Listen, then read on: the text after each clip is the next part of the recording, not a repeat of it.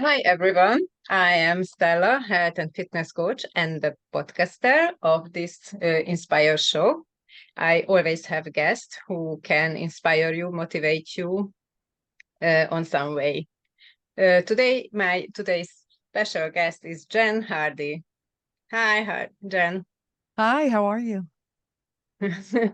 Thanks, fine. Can you introduce yourself? What are you doing? Sure. Yeah, my name's Jen Hardy. I have two podcasts. One of them is called Fabulous Over 50, and one of them is called Medical Gaslighting. They're vastly different. And I've published four books. Three of them are 5-year journals.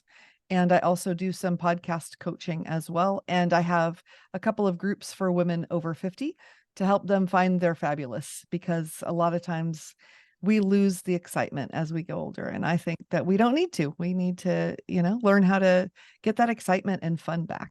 So that's what I do. Yeah, so nice. Oh, thank you. And what is your story? Why did you start all these things and when? So it's a little 8 years ago, I started a thing called Chronically Positive Mom, and it was for moms with health problems. And then that turned into Hardy Mom because yeah, that's my last name. And for 8 years, I helped moms with chronic illness, and it was a lot of fun.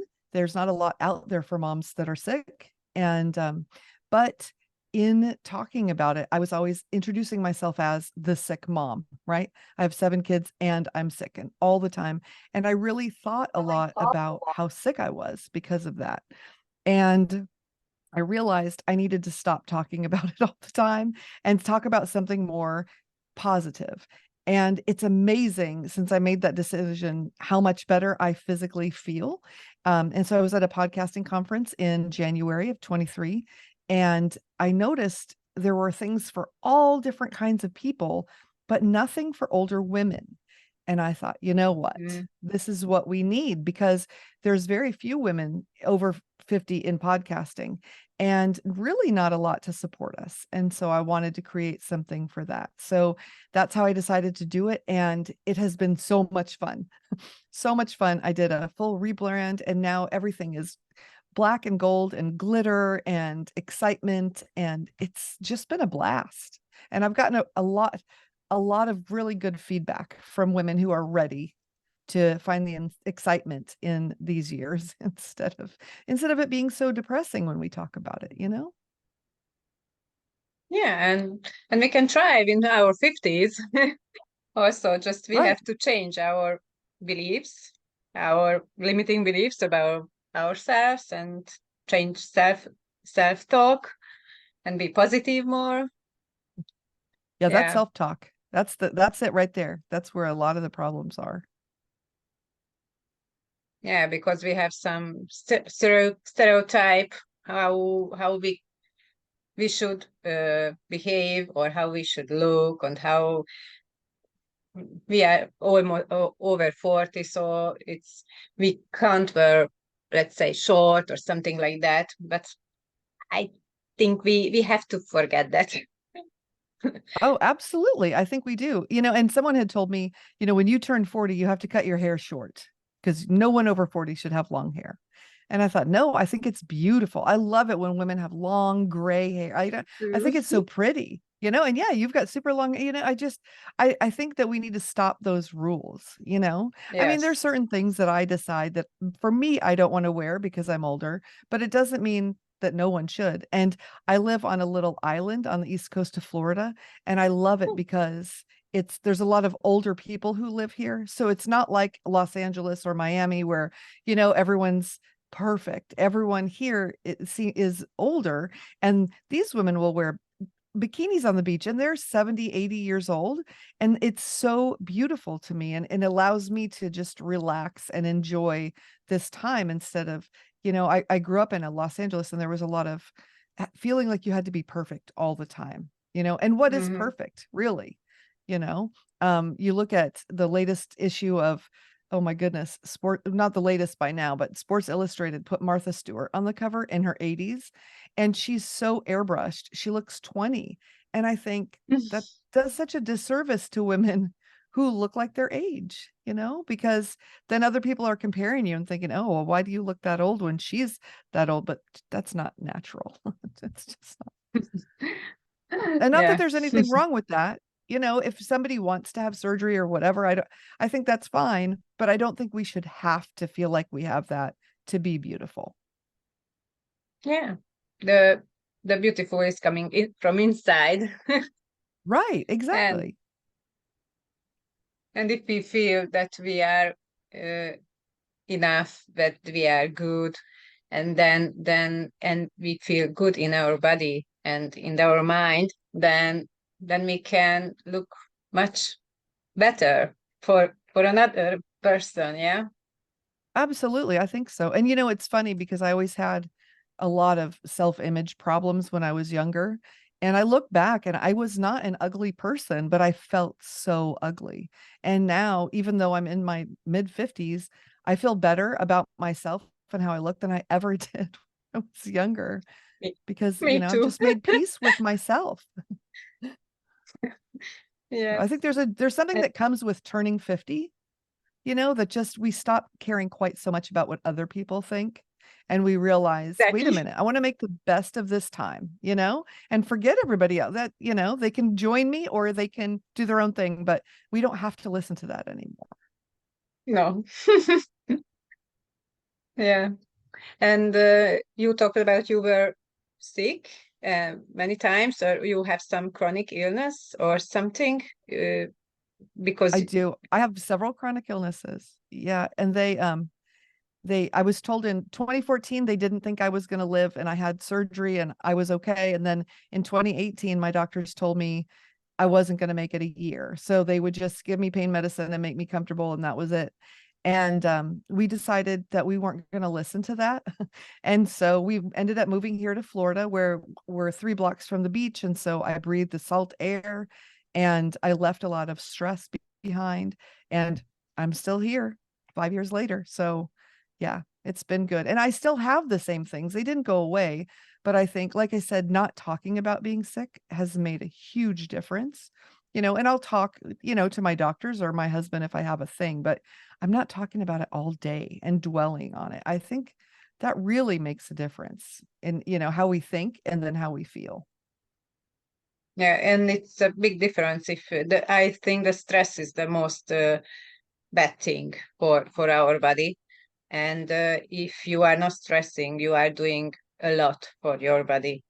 And tell me, did you change your habits or lifestyle? Did you had a lifestyle change after you knew what is the problem? No, well, no, except I spend a lot more time at the beach. So, and I really believe that the ocean has healing properties, I really do. It's amazing. It's the one place that I can go and completely have no stress. So I love that. Mm-hmm. What is your secret being happy in 50s?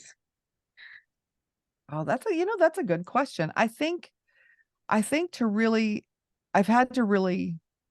think about what did I expect from turning 50 when I was younger, right? What do you in here in America, right? People do not respect people that are older. It's a big problem. And so, you picture, okay, when I turn 50, I should sit in a rocking chair and knit for the rest of my life and, wait for the grandkids to come over and bake them cookies. And I mean, that is a beautiful picture, right? But I don't have grandchildren, and a lot of women that I know that are in their 50s are not sitting in a rocking chair. They are out doing things. And my husband's grandma was such an inspiration to me. She passed away a few years ago, but at 92, she was modeling, she was entering dance competitions, she was Ah, doing all these things. And I think seeing her is what awesome. really changed things for me. Yes, because I thought, wait a minute, if she's in her 90s and she can model and she can dance and compete with other people, there's nothing stopping me from doing anything at all as I get older. And I think seeing her really inspired me to change my whole way of thinking and to be better, and to enjoy it. instead of, dreading it. Because it's not like we're going to die tomorrow. We've got decades. We could start all over. We can go to school. We can, I just started a new company last year. We can do anything we want to. Just, we just have to believe we can do it. That's the secret. Yes, that we are not too old to be a beginner in Yeah, anything, we're never too old. to have a new goal and to achieve it.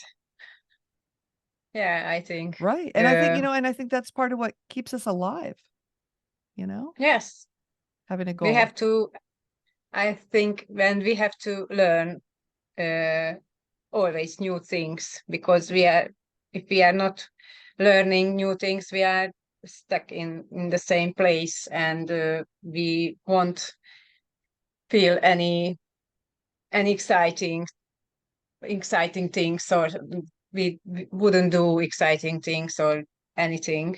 It's it's really like in our stereotype, in our mind, what were our that my grandmother, for example, she was really just sitting in her chair and watching movie.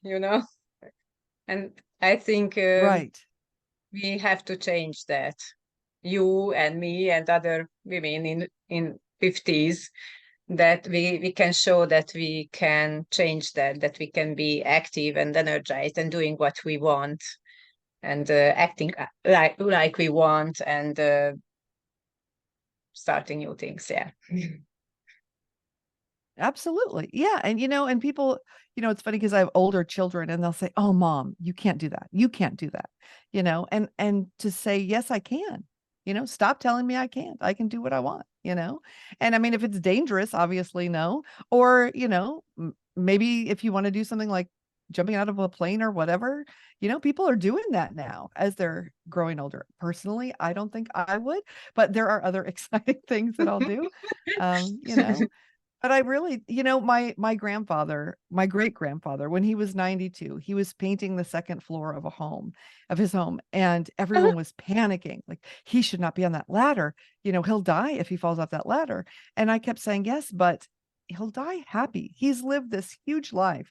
And like you said, he doesn't want to sit and watch television all day. He doesn't want to do that. So why are we going to confine him? Let him be out, let him be doing the things he likes. And that's how I think he lives so long. The people that I know that live a long time, they are out, they're moving and they're doing. And I was just talking to a man yesterday that does something for men over 50. And he was saying that men that retire, that don't have something to do, like a real Hmm.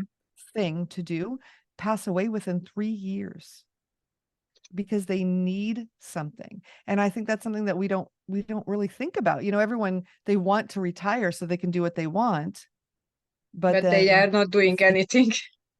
no, and it's not healthy, mentally, emotionally, it's not healthy. Yes. So even if you don't feel well, I just tell everybody, even if you're in hospice, even if you're dying, there are things you can do. You can talk to people, you can call people, you can share your wisdom and experience with the world and find ways to do that, because it's so important that I don't know, that we live, you know, we only get one chance. So, and people Yes. complain about aging, but the opposite of aging is not being here. So I'll take the aging. Yes, you're right.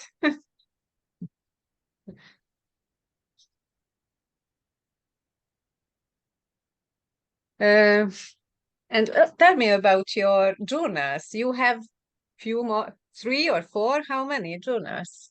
I do. I have 3 journals, and so I wanted something a little bit different. So in 2020, when the world went mad, I had a 5-year journal, but it was just a little one. And so I tried to document everything that was happening, but there was only room for one sentence. And so I was writing up along the top and along the bottom and in the middle. And then when I came to 2021 and I was still journaling, there wasn't room to put everything. But when I go back and look at that now, that time, it would have been so great if I could have had more space to write everything that was happening, because, things were crazy then. And so, Mhm. and I realized I had documented things about my children's health and all these different things that I could go back to and refer to. And I thought, okay, why isn't anyone making a 5-year journal that's full size, like a big notebook?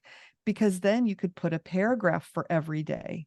And so what I did was I made these big journals. The reason people don't do it is because they're 2.5 pounds when you do it that way, which is a lot of paper. But what is different about my journals is, so I have three. I have one for moms with chronic illness, and I have one for the path to happiness, to find your happiness. And then I have one for business owners, small business owners, so they can grow their business. And every month there's a prompt, and it's an open-ended prompt. I don't tell you what you have to do, but I give you an idea about something, and then you fill in what you want to do. And then that month you work on that thing. Right. So, like in the happiness journal, the first thing you do is think about what makes you happy, because a lot of people say Mhm. they're not happy, but they don't take the time to figure out what that would look like. Right. And so that's what they do. And then there's other prompts throughout the year. And then when you get back to that first one again at the next year, you think, oh, I did that and I feel better, or that doesn't make me happy. I don't want to do, and you can kind of adjust it. But by the end of 5 years, you've had opportunities to think about a lot of things that people just don't tend to think about, and hopefully feel better. So, It's nice. Yeah. thanks. 5 years. We have to Yeah. know what we want for 5 years, what our plan. Yeah. And then we Yeah. if we can go back and read that what we wrote, it's have to be interesting. And we can It learn is. from And that what's too. Yeah, we can. Exactly. And then there's 5 different entries on each page, one for each year.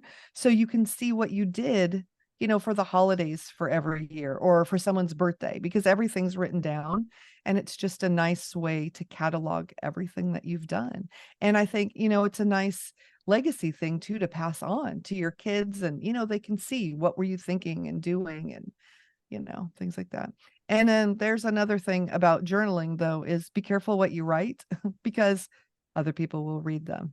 That's something to remember, that people don't think about, and then heaven forbid something happens to you. You don't want people reading what you don't want them to read. So I always want to tell people to be careful. And what can you tell me about your book? About my book, Yeah. the Sick Mom's Guide. So the Sick Mom's Guide I wrote, I have 7 children, and multiple chronic illnesses. And so in 2014, we had 5 kids at home, a 2-year-old, a 4-year-old, and teenagers. And it was chaos. And I spent 6 different weeks in the hospital. And so I had been a homeschooling mom for a long time, and I stayed at home and took care of my kids, but I couldn't because I wasn't there. And when I was home, I spent 4 months in bed. I couldn't even go to the rest of the house. I was just stuck. And I kept researching and trying to find out, how can I be a mom to my kids if I can't get out of bed? And how do I get the house clean? And how do I motivate everyone to do things? And I couldn't find anything. People were complaining about being sick, but nobody was giving me solutions. And so my husband said, if the solution isn't out there, it's your job to create it. So I did. So I started a blog, and then I wrote the book, and it's called The Sick Mom's Guide to Having Fun Again. So it's kind of the same idea of what I'm doing with now for women who are over 50, right? It's just reminding these moms that just because you don't feel well, and just because you're a mom, it doesn't mean your life is over and you can't have fun again. So there's 100 things to do in there with their kids, and 50 of them are things to do when you can't even get out of bed, so that they have a plan, and they don't even have to think about it. They can just grab the book and pick it up and do something. Yeah, nice. It's a good Thanks. idea. Thank you. Yeah, there's Your nothing out there blog. like it, because most people who are sick don't have the energy to do things. But I don't like to sit still. So while I was in bed, I had to do something positive. And it was self-talk too. Yeah. What's It that? was a self-talk, the positive self-talk. Yeah, absolutely. Yes. Yes. And I think that's part of it too. If you're going through a rough time, or you're not feeling well, finding something positive to do through that is so important, because you can really get sucked into getting really depressed and down when bad things start happening. And so just taking the time to do something positive through it is so important. So yeah, whether you're sick or you're having problems around you or whatever. And when did you start your podcast for women over 50? So I started it as the Sick Mom's Guide first 5 years ago, and then I just changed over in February. But I left my old episodes up because a lot of older women are now raising their grandkids. And so I thought, well, if they have health problems and they're raising grandkids, those old episodes would help. But I just changed in February, and it's been crazy exciting. I have 3 times the amount of listeners than I did it just from the last few months. So it's something that people need to hear. It's something that women want, because, yeah, there's way too many negative things out there. Yes. We need fabulous things. Yes. Yeah, forget the stereotypes. Yeah, exactly. Exactly. No, yeah, no more of that. Yeah. No. Yeah. I was changed my limiting beliefs about my age. I started to exercise and to live healthier, and I'm now in the best shape of my life, and I'm really enjoying it. And I started to go to pole fitness, in my 50s, Yeah. but I'm not the oldest, so I really enjoy No, it. it's And important. yeah, Yeah. I always telling to my clients to find something what they never did before, and maybe they wanted, but they thought it's not for them. But what if they try? And what if they can do it? What if they can thrive in that? Let's example, just to find always something to uplift yourself with it. I think it's Right. very important. It is, because you'll never know if you don't try, right? Or what I tell people too is, think about the things when you were a young girl or a young woman, the things that you really wanted to do, and people said, no, don't do that. Don't Mhm. do that. It's not important. You shouldn't, whatever. And maybe this is the time to do those things when no one can tell you now. Well, they can, but you don't have to listen because you're a grown up, Yeah, you can do what you want. So, if you always wanted to, I don't know, whatever, take up a certain hobby, or a lot of people are told, don't do art, whatever, it's not going to get you anywhere. Well, now you've got the time. Do that art you always wanted to do, or, whatever the thing is, because I think it's exciting. I think a lot of people see it as being the end, right? But I think it's a whole new beginning if you choose to look at it that way, where you can just let go of all those lies that you were ever told about you can't, and embrace that I can, you know, like you were saying, in a whole new way. It can be a very exciting time. And I think we need to help everybody realize that part. yes, exactly. We are on the same we are the same age, and we thinking on same Yeah. way. And I'm really happy you are empowering these women over 50 to live their life. It's very nice uh, goal. Yeah. And you are too. um, And see, this is great. We're in different parts of the world doing the same thing. I love it. yeah, and usually I'm doing it on English, not on Hungarian, because Hungarians sometimes are too limited. Yeah. they they they are changing their beliefs very hardly, very hard. So Yeah. it's harder than out to worldwide to speak about um our age, because it's not a bad thing, because it can be a good thing. As you Right. said, we don't have to listen to you can't do that, you can't do that. You can try. And what if somebody liked to paint before and they starting from hobby, like a hobby, and what if they will make a good pictures, good paintings? Who knows what will Exactly. bring that? Yeah. Yeah. I think And everybody has to try something new. absolutely. And if it's not something anyone else likes, even if it's something you like, that's okay. Yes. You know? Don't listen to others. Oh, it was a. Can you, do you have some um, message to my listener? My listeners usually over 50, 40, and 50. There you go. Well, I think, whatever it is that's holding, like, realize what it is that's holding you back. I think that's the thing. So for me, I had voices in my head. Now, not like crazy voices, not like, like voice, but from things that people had told me. And maybe they just said it once. You're not good at that. You can't do that. Or who do you think you are to try that? Right. What I would think about doing something new and I would hear that, but it wasn't from me.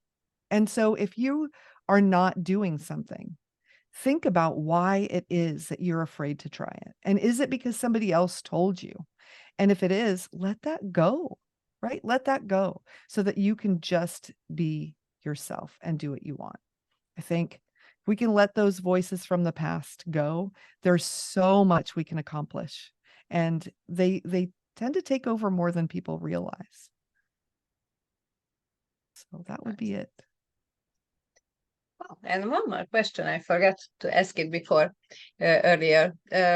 If you could go back in time and you could tell yourself, to your younger self, some advice, what would you say?